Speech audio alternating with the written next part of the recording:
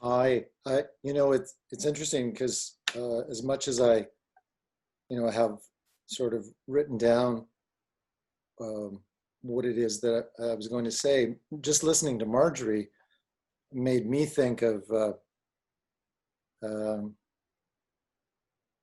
when I started out baking years ago.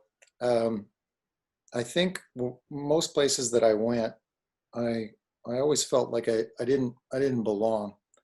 I would do things that were sort of uh, against the grain, and I would get in trouble with my superiors, and it was I think the first time I finally got to a spot where I felt like I belonged was I was downtown Edmonton, and I was with a business partner, and we had a small bake shop um, called Scopex, and uh, there was such a strong sense of community. I mean, these were artists, they were writers, designers, um, graphic designers, all these different folks, and they were my people.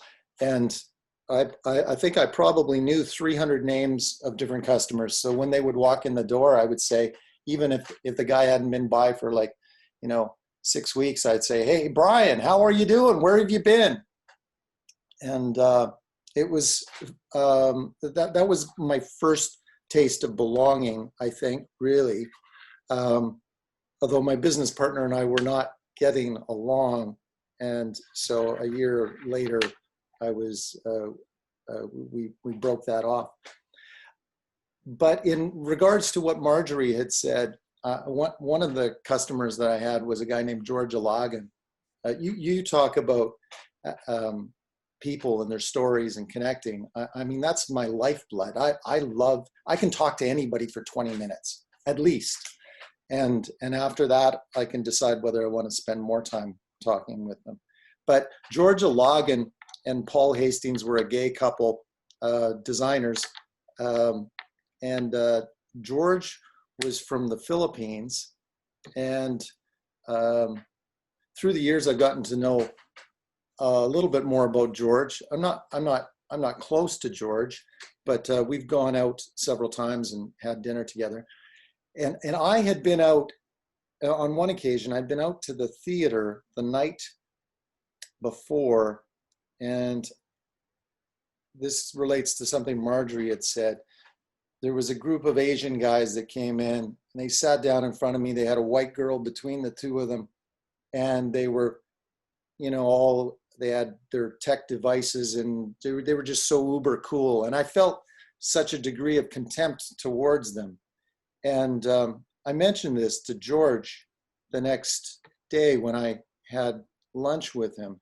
And George had an interesting perspective because George, if you know, the thing about George is George grew up not knowing just how wealthy a family he came from. He came from the Philippines. He used to play with Imelda Marcos's daughter. Yeah, I hope that everyone here knows who Imelda Marcos and the Marcoses were. Um, and George said, when you come from so much wealth, it's really hard to have a sense of identity. And so George did give me a picture toward, or a view towards some of these very wealthy young Asians that I felt such contempt towards, which is that they were just really having a hard time finding themselves. Because as George explained, they George had to leave the Philippines to find himself, because when you come from such wealth, even if you do well, people look at you and say, you've done well because of dad. So I don't know, that was just one of the things that Marjorie's piece brought up. But here's what I have to say about belonging. I wrote a poem about it, belonging. I'm trying to unpack belonging, and what comes to mind is that belonging is the thing I mostly never get to. substitute belonging with belonging, and you would see I am more often moving towards or moving away from belonging, and that there are a lot of areas in my life concerning love, intimacy, oneness, relationship with God, where the theater seats are empty. Belonging is walking in the forest, feeling I am a part of it, outside my head, rooted with every step. Belonging is crying during lovemaking, my soul exposed, is sitting with friends who it seems fill my emptiness, because much of the time it seems I can't know myself without first forming a committee.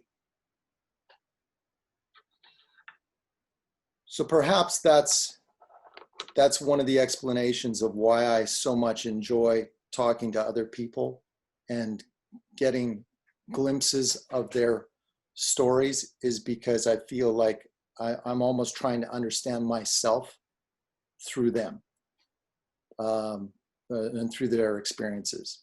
Because sometimes I don't feel like, yeah, there's always a tension there in terms of, I don't, on some level, I don't want to belong. I'm quite satisfied doing my own thing. I never fit within the system of, baking for supermarkets. When I finally ended up down at the farmer's market, I got to do all this crazy shit that you could never do at an in-store, and not get in trouble for it. I'd have people eat it up instead. So I think to find people who can get you, but yet still, there's this distance. That's it.